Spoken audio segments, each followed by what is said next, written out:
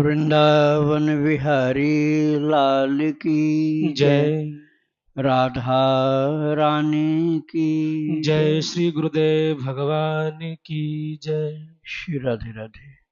भक्ति प्रश्नोत्तरी कार्यक्रम प्रारंभ किया जा रहा है। आइए हम भक्ति संबंधित प्रश्नों को श्रवण करें। श्री राधे राधे गुरु जी, आपके श्री चरणों में कोटि कोटि दंडवत प्रणाम। सुषमा जी हैं, इनका प्रश्न है, पुरुषोत्तम मास में भगवान को कैसे प्रसन्न करें?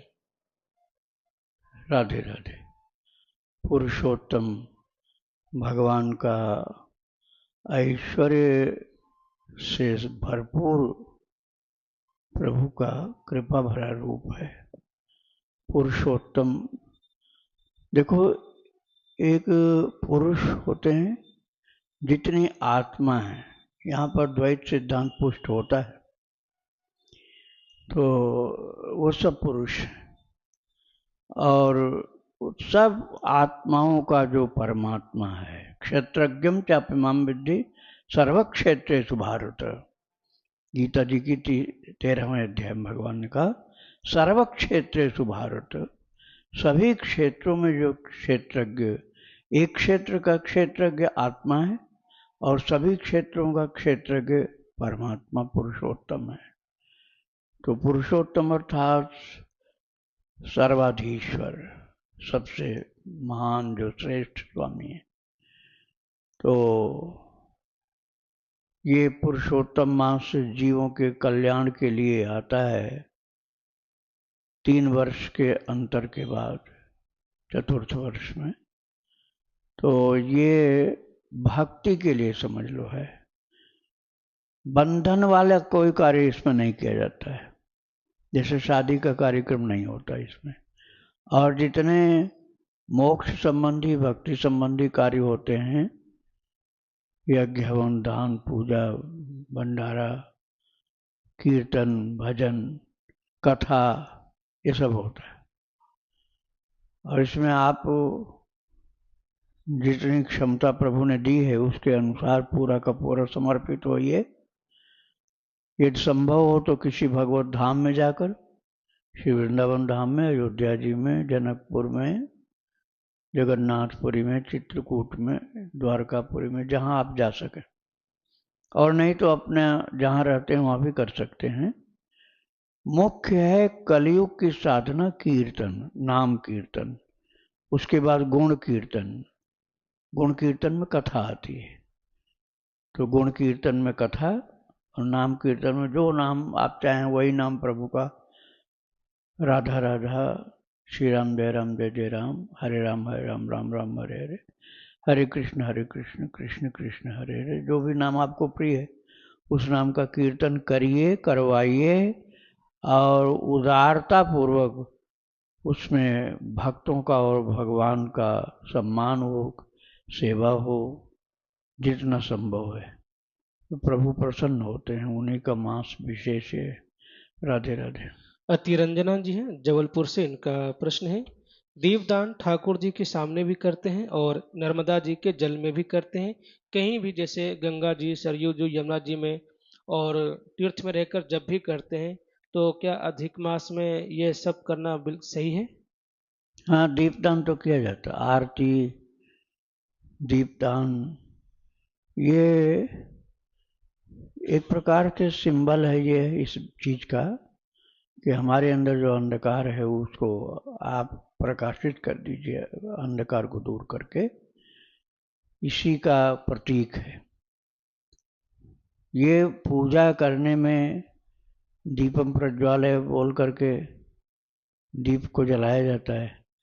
तो ये आप, जिसके पास नहीं साधन है, कुछ भी नहीं है साधन, वो केवल मानसिक दीप प्रज्वलन कर सकता है।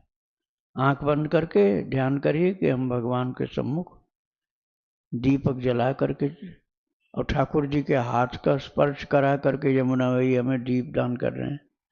राम भक्त लोग अयोध्या जी में, सरयू जी में भगवान राम जी के हाथ से स्पर्श करा के या उनको दिखाकर उनकी आरती करके सरयू जी में डाल रहे हैं दीपक। इस प्रकार से आप करिए, जरूर करना चाहिए। राधे राधे। जीनू गर्ग जी, इनका प्रश्न है, महाराज जी, हमारा जन्म क्यों होता है? क्या सिर्फ प्रारब्ध भोगने के लिए होता है हमारा जन्म? नहीं, ऐसा नहीं है, सभी का ऐसा नहीं कहा जा सकता है। देखो भाई, आप सुने होंगे कभी कभी ऐसा होता है, हमेशा तो ऐसा नहीं होता लेकिन कभी कभी होता है कि जेल में भी कथा होती है। शायद सुने होंगे, भागवत की कथा, रामायण की कथा, कभी कभी जेल में कीर्तन भी होता है। आओ, वो जो वहां पर कीर्तन कर रहे हैं, कथा कर रहे हैं, क्या कैदी हैं वो लोग? हैं तो जेल में, लेकिन कैदी नहीं है। कैदियों को एक दिशा प्रदान करने के लिए, उन पर कृपा करने के लिए, उनके जीवन को भक्ति में बनाने के लिए, शिक्षा देने के लिए गए हैं। ऐसे ही संत लोगों को भगवान जीवों के उद्धार के लिए संसार में कभी कभी भेजते हैं, और कभी कभी तो स्वयं सब जेलों के मालिक होने पर भी आ करके अवतार धारण करते हैं प्रभु। तो भगवान ने कहा ना, संभवामि युगे युगे, मैं युग युग में अवतरित होता हूँ, और अपनी माया को अपने वश में करके, निज माया, अपनी माया उनकी है। दैवी हिस्सा गुणमयी मम माया, माया भगवान की है, माया के भगवान नहीं है। माया के भगवान नहीं, भगवान की माया, अर्थात स्वामित्व भगवान का है। तो अपने कंट्रोल में माया को करके, अब वो जैसे हम लोगों का शरीर है तो बुढ़ापा भी आता है, बचपन, जवानी, बुढ़ापा, और मर भी जाता है शरीर। तो भगवान के ऊपर माया का अर्थात प्रकृति का शासन नहीं होता। उनको कोई इस प्रकार की आयु का अंतर, शरीर में अंतर नहीं आता, सदा एक जैसे नित्य किशोर हैं वो।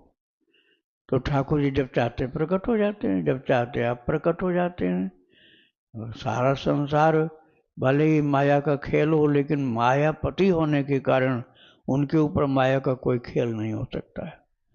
तो ऐसे ही जैसे जेलर है, अब वहां बैठ करके कुछ भी अपना कार्य करे जेल के अंदर, तो वो कोई कैदी थोड़े है, वो तो मालिक है। ऐसे समझिए कि कभी कभी किसी कार्य विशेष से भगवान भेजते हैं कि जाओ थोड़े दिन जीवों के उद्धार के लिए धरती पर हित का काम। नारद जी को भेजते हैं महाराज, जो मुक्त है। नारद जी तो मुक्त है, नित्य मुक्त, उनको भी भेजते हैं। सूरदास जी के रूप में भेज दिया, उद्धव सखा को भेज दिया। ऐसे अलग अलग ऋषियों को भी भेजते हैं। प्रहलाद जी को कबीरदास जी के रूप में भेज दिया, और यमराज जी को भेज दिया रैदास जी के रूप में। ऐसे संतों को भी कभी कभी अपने कार्य के लिए भगवान भेजा करते हैं। वो प्रारब्ध के कारण नहीं, प्रारब्ध भोगने के लिए सामान्य जीव आता है, विशेष जीव जो आता है वो भगवत सेवा करने के लिए आता है। राधे राधे। सुषमा जी हैं दिल्ली से, इनका प्रश्न है, प्रभु जी, जब से स्वप्न में भगवान की कृपा से श्रीमद् भगवत गीता जी का अनमोल श्लोक सुना और गुरुदेव भगवान ने उसका अर्थ समझाया, तब से अपने आप ही हर समय बस श्री गीता जी को पढ़ने और सुनने का मन करता है। तो पढ़ती भी हूँ और जब कोई काम कर रही होती हूँ तो सुनती भी हूँ। तो क्या हम श्री गीता जी का पाठ किसी भी समय और कितनी भी बार कर सकते हैं? बड़ा आनंद मिलता है इसका श्रवण करने पर, कृपया मार्गदर्शन करें। गीता जी का पाठ परम कल्याणकारी है, अर्थ सहित करिए तो और अच्छा। कम से कम 5 श्लोक हर किसी को गीता जी का याद होना चाहिए, कंठस्थ, और उसको एक बार कम से कम, नहीं तो तीनों टाइम। 5 श्लोक में कितना टाइम लगता है? ज़्यादा से ज़्यादा 2 मिनट, और दो मिनट 3 बार सुबह शाम दोपहर। जब आने होगा तो हो जाएगा। पुस्तक खोजने में तो आपको आलस्य आ सकता है, जब वो पहले से कंठस्थ है, जब चाहो बोलने लग जाओ। सुबह नहाते नहाते आप बोल दो 5 बार, शाम को सोने के टाइम में, दोपहर में भोजन के पहले। अब आपको पसंद जो आवे वही, अधिकतर कई श्लोक तो आपको याद होंगे। यदा यदा हि धर्मस्य, ये तो याद होगा आप सबको। परित्राणाय साधूनाम, ये भी याद होगा।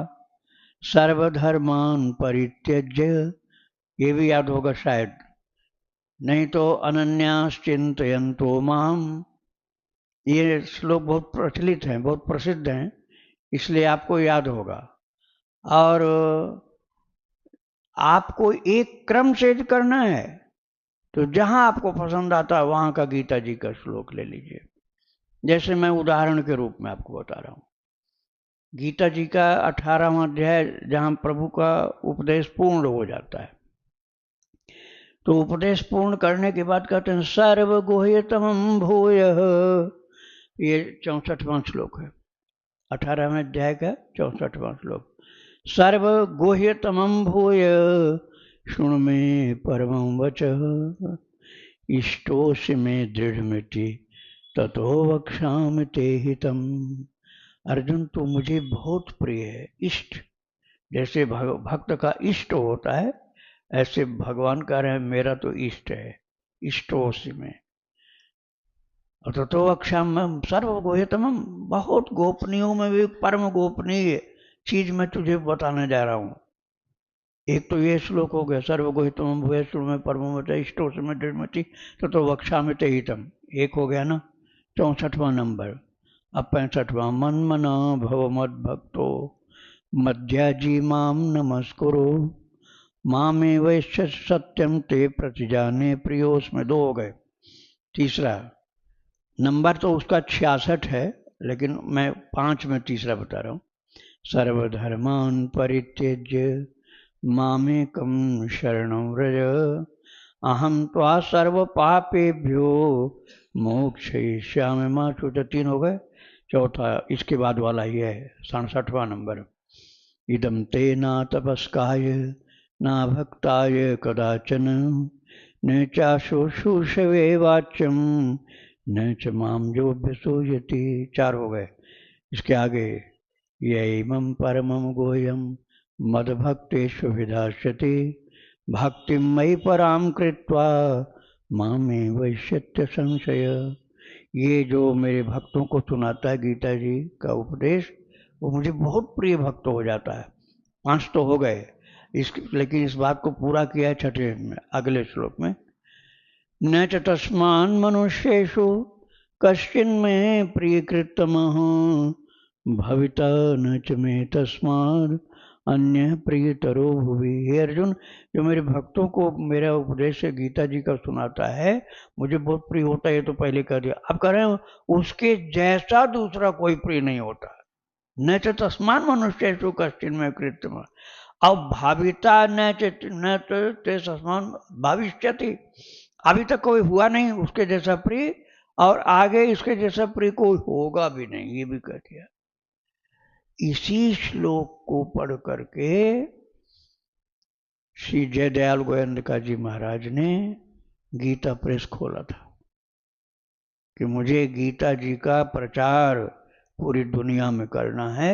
भगवान ने कहा ये कार्य करो तो मेरे प्रिय हो जाओगे, और उसके जैसा प्रिय कोई दूसरा होगा नहीं, आगे भी नहीं होगा, है भी नहीं। ये श्लोक उन्होंने जब पढ़ा था तो उन्होंने कहा मैं गीता का जी का प्रेस खोलूंगा और उसके माध्यम से गीता जी का प्रचार करूंगा। तो आप ये 5 श्लोक कंठस्थ कर लो, आसान है। मन मना भाव और सर्वधर्मान, अधिकतर 2 तो याद ही रहता है, आगे पीछे को मिलाकर। और यदि आपकी रुचि है तो इसके आगे वाला भी आप कर सकते हैं, कम से कम 5, इससे कम नहीं। 5 श्लोक कंठस्थ करिए और सुबह शाम दोपहर तीनों टाइम, नहीं इतना बार कर सकते हो तो सवेरे सवेरे नहाने के टाइम कर लो एक बार। आपको इतने से क्या लाभ होगा, राम सुखदास जी बताए हैं। राम सुखदास जी ने बताया कि इतने से लाभ क्या होगा। इसका लाभ यह होगा कि तुम्हारा जन्म मनुष्य का ही होगा अगला, और नास्तिक के घर में नहीं, आस्तिक के घर में जन्म होगा। मनुष्येतर प्राणी के रूप में जन्म नहीं होगा, जैसे कोई पशु पक्षी का जन्म नहीं होगा, मनुष्य, वो भी धर्मात्मा भक्त के घर में। तो बड़ा सरल है गीता जी का पाठ है, जो 5 श्लोक याद कर लो तो। श्री राधे राधे। इनका दूसरा प्रश्न है, महाराज जी श्रीमद् भगवत गीता जी के पाठ के बाद स्वप्न में किसी सफेद वस्त्र धारण किए हुए साधु महात्मा जी ने भगवान विष्णु जी का मंत्र बोलकर लिखवाया, जबकि मैं पहले से ही गुरु मंत्र का जप करती हूँ। गुरुदेव भगवान, अब आप ही मार्गदर्शन कीजिए कि क्या इस मंत्र का भी जप करना चाहिए या नहीं, और अगर करना है तो किस समय कर सकते हैं, और कोई भक्त एक मंत्र से ज्यादा का जप कर सकता है? तो मंत्र भी बताया क्या, क्या मंत्र दिया है? अच्छा, तो देखिए, सफेद वस्त्र में ऋषि लोग अधिकतर होते हैं, और यदि निकट भूतकाल की हम बात करें तो सफेद वस्त्र में श्री स्वामी, नहीं, स्वामी जी तो गेरुआ पहनते थे, हनुमान प्रसाद पोद्दार सफेद वस्त्र पहनते थे। तो आप उनको भी मान सकते हैं, और भी ऋषियों को उस रूप में देखा जाता है। तो जब उन्होंने कृपा की है तो उनकी बात को, उनके मंत्र को स्वीकार करिए, और गीता जी का 5 श्लोक प्रतिदिन पढ़िए। अर्थ भले रोजाना मत पढ़ो, मूल 5 श्लोक जरूर पढ़ो, अर्थ कभी कभी पढ़ लिया करो, जिससे भूलो नहीं कि क्या है इसका अर्थ। राधे राधे। प्रश्न है गुरुजी, लगभग 10-15 साल से पहले मेट्रो सिटी में नौकरी करते हुए मालिक के रुपये पर हाथ मारा हो। पिछले 4-5 सालों से आप संतों की कृपा से पता चला है कि यह गलत काम हुआ है। मन में पश्चाताप है, लेकिन रुपए वापस करने का सामर्थ्य नहीं है। तो प्रश्न है कि क्या मैं पुश्तैनी जमीन को बेचकर वापस कर सकता हूँ, पैसा लौटा सकता हूँ? मन बहुत विचलित है, कृपया मार्गदर्शन करें। क्या किया था? कहीं कोई काम करते होंगे तो मालिक के पैसे, मतलब मालिक का पैसा हाँ, चोरी कर मारा लिया था? चोरी किया है, हाँ, धोखे से। अच्छा, तो यदि संभव है तो वापस करो, नहीं संभव है तो उस पैसे का हरा चारा खरीद कर गाय को खिला दो। नहीं, लौटाने की बात कर रहे हैं, लेकिन वैसे सामर्थ्य नहीं है। जमीन हाँ बेच करके अपनी पुश्तैनी जमीन को बेच के लौटा सकते हैं। हाँ, पहले मालिक से बात कर लो, यदि उन्होंने माफ कर दिया तो नहीं आपको देना पड़ेगा। उदार व्यक्ति होंगे तो माफ कर सकते हैं, तो नहीं देना होगा। और कहते नहीं दो, देना पड़ेगा तुम्हें, तब फिर जमीन बेचना पड़ेगा तुम्हें। और वो नहीं लेते हैं, कह देते हैं हमने माफ कर दिया, तो आपको नहीं देना पड़ेगा। उसके बाद थोड़ा हरा चारा गाय को खिला दो, थोड़ा सा मार्जन दोष का करना चाहिए। राधे राधे। सृष्टि जी है, इनका प्रश्न है, महाराज जी, मैंने अनजाने में अंडे वाला केक खा लिया है, और इस बात का मुझे अपराध सा, पश्चाताप सा हो रहा है, तो इसका प्रायश्चित मैं कैसे करूं? अंडे वाला कुछ खा लिया? अच्छा, केक। देखो, अनजान में आपने खाया ना, अब खाना नहीं। पहली बात तो यह है कि अब खाना नहीं। केक जब आपको ठीक ठीक पता हो जाए, जैसे वृंदावन में तो ऐसा बनता ही नहीं, हम तो देखते हैं यहाँ आश्रम में आता रहता है, कोई जन्म होता है किसी का, केक काटने के लिए भगवान का जन्म, तो अधिकतर खोया का ही बनता है। अब किसी ने ऐसा गलत दिया आपको तो सावधान रहना, आगे ऐसा लेना नहीं। और पाप अनजान में हुआ, इसलिए बहुत ज़्यादा प्रायश्चित आपको नहीं करना पड़ेगा। आप संतों के लिए, भक्तों के लिए, गौ माता के लिए, जिनका जिनका उपयुक्त तो आप समझो, प्रसाद भगवान को भोग लगा के बांटो। कीर्तन 24 घंटे का कर लो, यदि नहीं 24 घंटे हो पाता है तो 12 घंटे का कर लो। राधे राधे। इनका दूसरा प्रश्न है, महाराज जी, जब से मैं पढ़ाई के लिए हॉस्टल आई हूँ, तब से मेरा भजन नाम जप सब छूट गया है। मेरा मन कथा श्रवण भजन को छोड़कर सांसारिक चीजें देखने सुनने में जा रहा है। मैं क्या करूं? थोड़ा अपने को ही कंट्रोल करना पड़ेगा। एक नियम बना लो, हमको इतना जप करना, और भक्त चरित्र इतना सुनना, एक एपिसोड या 2 एपिसोड सुनना है प्रतिदिन नियम से। उसका टाइम निश्चित कर दो।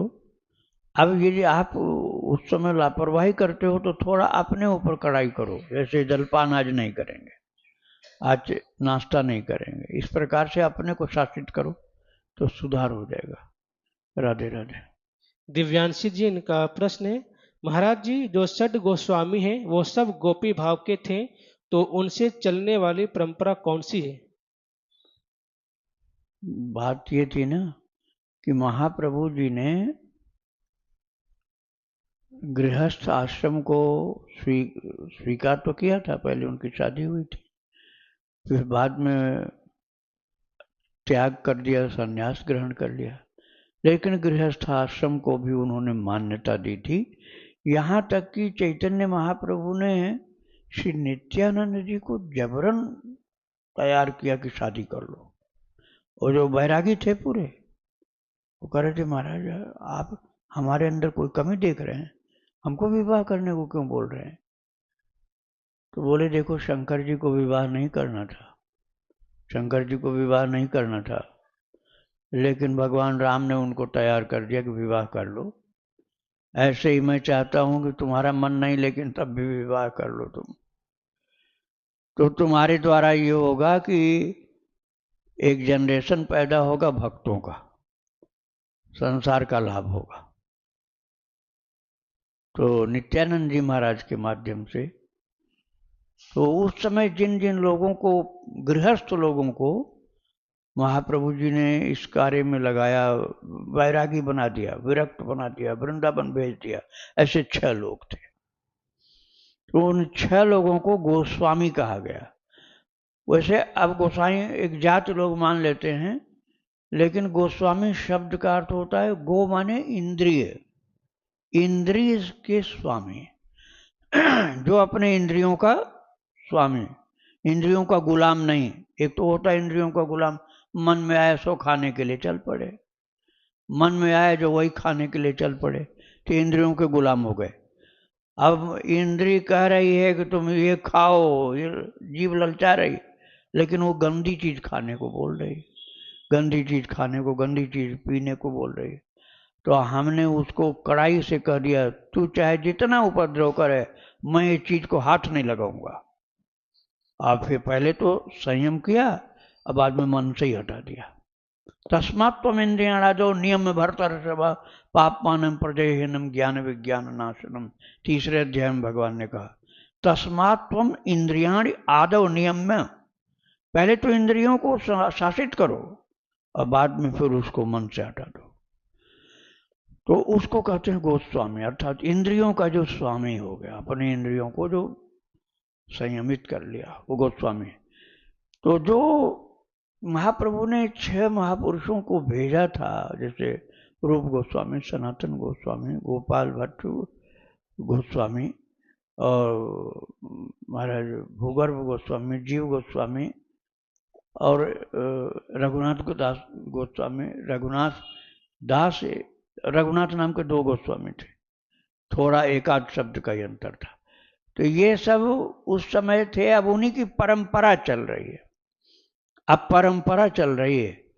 अब जिनको उन्होंने बनाया था वो तो शरीर से नहीं है, लेकिन उनका वंश तो चला, उनको गोस्वामी मानते हैं। अब जो वैरागी थे, जैसे श्री हरिदास जी महाराज, जिनकी समाधि है समुद्र के किनारे, ऐसे कई वैरागी साधु भी थे महाप्रभु जी के पीछे चलने वाले। उसमें जाति की बात महाप्रभु की जी की ओर से नहीं थी। संप्रदायों में तो जाति की बात चलती है, वहां जाति की बात नहीं थी। तो ये गोस्वामी की बात क्या पूछा था?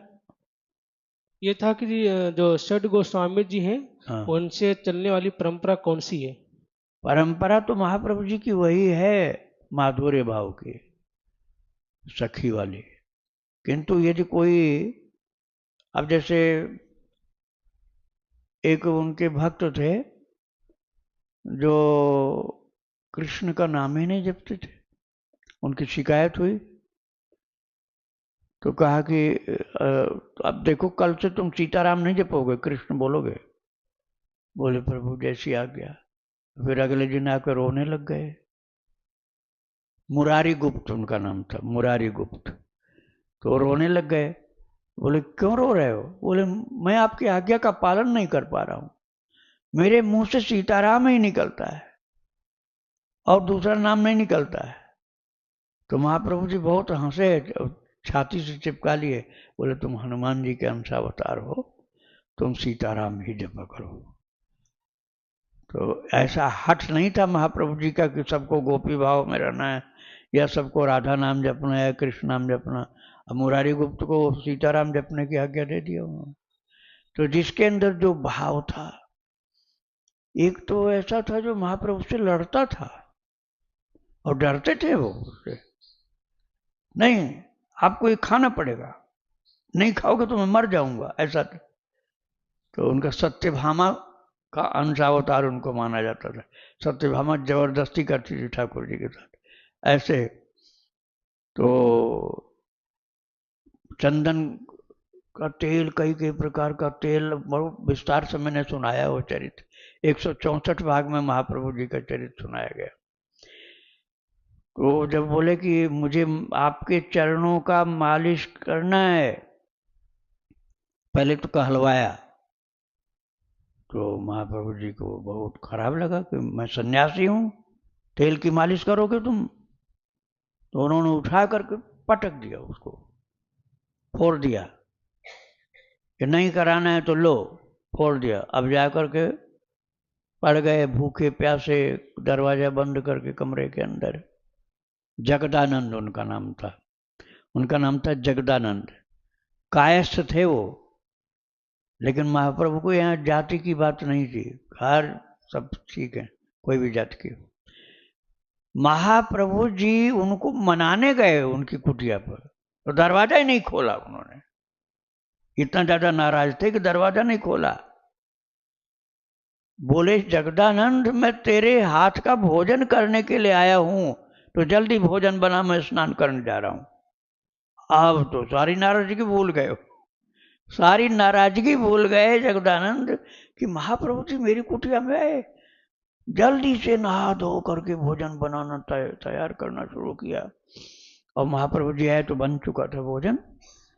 और ऐसा नहीं कि देकर चल दियो, बैठ गए, पूरा खाना पड़ेगा, छोड़ना नहीं बिल्कुल एक कण। और 2-3 गुना भोजन दिया था। और महाप्रभु जी के भोजन समाप्त होने के पहले और भर देते थे। जो चीज खत्म होता था वही लाके और रख देते थे। जो भी कोई पकवान समाप्त हो रहा थाली में, दोबारा लाके रख देते। वो हाथ जोड़ा, महाप्रभु जी ने हाथ जोड़ा कि 10 गुना खिला चुका है, अब क्या पेट फाड़ेगा मेरा तू। बोले अच्छा प्रसाद थोड़ा हमारे ले दीजिए। बोले महाप्रभु जी अब आपकी इच्छा नहीं है तो ठीक है, लेकिन हम अकेले कैसे प्रसाद दे दें। हमारे जितने गुरु भाई लोग हैं, आपके सेवक लोग हैं, हम सब लोग पाएंगे। नाराजगी खत्म हो गई सब। तो सारी नाराजगी सेवा करने के लिए थी, अर्थात सेवा मुझे करनी है, ऐसा बड़ा ऊंचा भाव था, हर कोई नहीं कर सकता है भाव। तो भगवान तो भाव के भूखे हैं, जो भाव आपको रुचता है वही ठाकुर जी स्वीकार कर लेते। सखा भाव हो, वात्सल्य भाव हो, कांता भाव हो, सहचरी भाव हो, कोई भाव हो। श्री राधे राधे। महाराज जी, जैसे हम लोग गृहस्थ में हैं, तो धन की कितनी प्रधानता रखी जाए? हाँ? धन की कितनी प्रधानता रखी जाए? जैसे काम में है, गृहस्थ में है, बट वृंदावन आने का भी मन करता है, आपका भी सुनते हैं, तो धन को कैसे देखें? इसमें बैलेंस कैसे बनाया जाए? हाँ, देखो प्रधानता आपकी धन की नहीं है। मैं इसलिए कह रहा हूं कि आपका टारगेट है मैं वृंदावन आकर भक्ति करनी है। धन की प्रधानता तब मानी जाती जब उससे आप बिजनेस करते,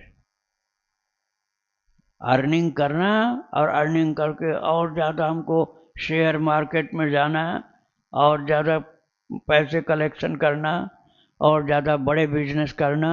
अरे हमारे पास तो फुर्सत नहीं वृंदावन जाने की। क्या वृंदावन वृंदावन रटते हो तुम लोग। हम तो जब तक प्राण रहेंगे तब तक हमको इतना ज़्यादा अपनी प्रॉपर्टी बढ़ा लेनी है, 100 पुस्त तक के लिए काम करना है अपना। ये है मनी माइंड वाला आदमी। ठीक है, आपका टारगेट पैसे का नहीं है, आपका टारगेट है भगवान की भक्ति में, और वृंदावन की यात्रा में बाधा न पड़े, लोगों की सेवा में बाधा न पड़े जो आप सेवा करते होंगे, उसके लिए सहयोगी है वो, भगवान की लक्ष्मी हो जाती है। माया वो होती है ना जो आपको बांध दे भगवान से दूर, बांध दिया बिजनेस में, अब कभी भगवान की भक्ति करना नहीं चाहते हो, हमारे पास फुर्सत नहीं है सब करने की, वो माया है। और जो पैसा भगवान के भक्तों की सेवा में लगे, भगवान की सेवा में लगे, आप कीर्तन कराओ, भंडारा करो, भगवान के कार्यक्रम में लगे रहो, तो वो माया नहीं होती, वो लक्ष्मी जी होती, उनसे जीव का कल्याण होता है। इसीलिए कहा शुचि नाम श्रीमताम गे योग भ्रष्टो भी जाए थे। भगवान ने गुणगान किया उस धनवान का। किसका? जिसका धन पवित्र कार्य में लगता है। शुचि नाम, शुचि माने पवित्र, शुचि नाम श्रीमताम, श्रीमताम अर्थात धनवान भी है लेकिन शुचि नाम पवित्र। ऐसे के घर में पुत्र जो जन्म लेता है, एतद्धि दुर्लभतरम लोके जन्मे दृशम। अर्जुन, ऐसा जन्म बड़ा दुर्लभ होता है जो पवित्र धनवान के घर में जन्म लेता है। धनवान तो है लेकिन उसका धन बड़ा पवित्र है। अम्बरीश जी महाराज, राजा जनक जी महाराज, ये कोई गरीब लोग थोड़े थे, ये तो धनवान थे, लेकिन इनका धन भगवान की सेवा में लगा रहता था। उद्देश्य यही होना है कि जो कन्हैया हमें देंगे वो सब उनकी सेवा में, उनके भक्तों की सेवा में, उनकी गैया की सेवा में, उनके कीर्तन में, भजन में, भंडारा में, कथा में, इसमें लगाना है। तो वो धन जो है वो माया नहीं, वो लक्ष्मी है। उससे आपका बंधन नहीं बढ़ेगा, आप मुक्त हो जाओगे और तमाम लोगों को भक्ति मिलेगी। तो आपको ये चिंता मत करो कि आप अर्निंग में लगे हुए हो, ज़्यादा पैसा में लगे हो, नहीं, पैसा आपका भगवान की सेवा में। जैसे सुदामा जी का था ना, पहले वैरागी थे, अब बहुत धन मिल गया तो रोने लग गए कि ये क्या कर दिया आपने, हमको बंधन में डाल दिया। तो भगवान ने कहा नहीं, अब ये लक्ष्मी तुम्हारी सेवा करेगी और हमारे जो भक्त हैं उन सबको आपके माध्यम से सुविधा प्राप्त होगी, सब भक्ति करेंगे। तो उसका सदुपयोग करने पर बंधन नहीं लगता है, दुरुपयोग करने पर बंधन लगता है, क्योंकि तो वो माया हो जाती है। सदुपयोग करो, भगवान में लगाओ तो वो लक्ष्मी जी हो जाती है। राधे राधे राधे राधे महाराज जी। राधे किसी राधे। मेरा कोई रामायण शुरू किया और वो कहीं जाना है, बीच में रह जाता, उसका क्या उपाय करें? ये भागवत महापुराण है हाँ, तो उसके लिए क्या आप मोबाइल में गीता ऐप आता है, हर मोबाइल में है गीता ऐप, गीता प्रेस गोरखपुर का, जी तो उसमें वो भागवत जी भी निकल आते हैं, जी जो भी ग्रंथ चाहें वो निकल आते हैं। तो भागवत जी का भारी ग्रंथ क्यों ले जाओ? हाँ जी वही पढ़ो। नहाना भी नहीं पड़ेगा आपको, भागवत के लिए तो नहाना पड़ेगा। और गीता ऐप में से भागवत निकालोगे मोबाइल के अंदर, खूब आराम से पढ़ो बिना नहाए। नहीं, जैसे महाराज जी आपने भागवत को कहा था, मैं भागवत कर रही हूँ, हाँ, तो वो आप कहीं भागवत की मोबाइल में पढ़ो, जब यात्रा में हो तब। घर में रहो तो ग्रंथ से पढ़ो। श्री राधे राधे। महाराज जी, जैसे घर में खान पान का कितना, अगर प्याज और लहसुन अगर हाँ, हम चाहते हैं कि बने, पर अगर ना बन पाए तो उसके लिए क्या कर सकते हैं कि नहीं नहीं, ये वर्जित है, ये भगवान को भोग नहीं लगता है। अब जैसे कोई आर्मी में है, उसकी मजबूरी है, वहाँ सब्जी में डाल देते होंगे तो खाना पड़ेगा। अब भाई बहुत ज्यादा कोई कटिबद्ध हो कि हमें नहीं खाना है, तो दूसरी सब्जी की जगह डाल लो, दही दूध, उनसे रोटी खाई जा सकती है। लेकिन जिह्वा के गुलाम होते हैं ज्यादातर लोग, सब्जी खाए बिना चैन नहीं पड़ रही। अब वहाँ नौकरी भी उनको करनी है, तो ऐसे व्यक्ति को चाहिए कि थोड़ा सा प्रसाद रखे एक डिब्बा में, ड्राई कोई प्रसाद जो खराब ना हो, उसको मिला के खा। लेकिन घर में तो अपने नहीं बनाओ। अब कहीं आप जाओ, यदि आप नौकरी आर्मी में तो हो नहीं आप, तो आप कहीं जाओ, यदि बुलाए जाओ, जाना मजबूरी आपकी, वैसे जाने का छोड़ देना चाहिए। भक्त को ज्यादा ये सब दौड़ धूप नहीं करनी चाहिए। तो वहां अपने भगवान का भोग लेके जाओ, घर से प्रसाद लेके जाओ और करो देखो भैया हम आपके यहाँ आ गए, हम जल पी लेंगे और एक फल खा लेंगे, केला एक लो, छिल के खा लिया, छुट्टी हुई। और उसके बाद जो आप भगवान का प्रसाद ले गए वही पाओ। एक आध दिन कोई कहेगा भाई बड़े पंडित हो गए, लेकिन फिर बाद में कोई नहीं करता है। फिर लोग बाद में आपकी सराहना करेंगे, वैसे सराहना करें चाहे नहीं करें, नियम आपका अच्छा बनना चाहिए। राधे राधे। जी मेरे एक क्वेश्चन था श्री कि राधे। राधे राधे गुरु जी। मेरे क्वेश्चन था गुरु जी कि राम राम की पुस्तक में पुस्तक लिखता हूँ, लेकिन क्या है कि कहीं यात्रा में कहीं रखने का उसकी व्यवस्था नहीं हो पाती सही ढंग से, तो इसका क्या निदान हो सकता है? हाँ, रख दो, माइक हम बता रहे हैं। देखो, जो आपकी कॉपी है, रजिस्टर है, वो अपने घर के लिए, या धाम में आ गए जैसे वृंदावन धाम में कहीं ठहरे हो, वहाँ उस कमरे में लिखो। किंतु यात्रा में एक छोटी सी पॉकेट बुक रखो, छोटी सी पॉकेट बुक रखो जो जेब के अंदर आ जाए। और वो कवर, उसका कवर तो बढ़िया होना चाहिए और आकार साइज में छोटा होना चाहिए। जैसे बस में हो, ट्रेन में हो, हवाई जहाज में हो, कहीं भी हो, वही पॉकेट बुक निकालो और राम राम राम लिख लिया, वो बंद करके जेब में रख लिया। यात्रा के लिए उसको रखो। और घर में अपनी बड़ी बड़ी पुस्तिकाएं, रजिस्टर रखो, कॉपी रखो, कोई भी, तो उसमें आपका कार्य निरंतर चलता रहेगा। वृंदावन विहारी लाल की जय। राधा रानी की जय श्री गुरुदेव भगवान की जय। श्री राधे राधे।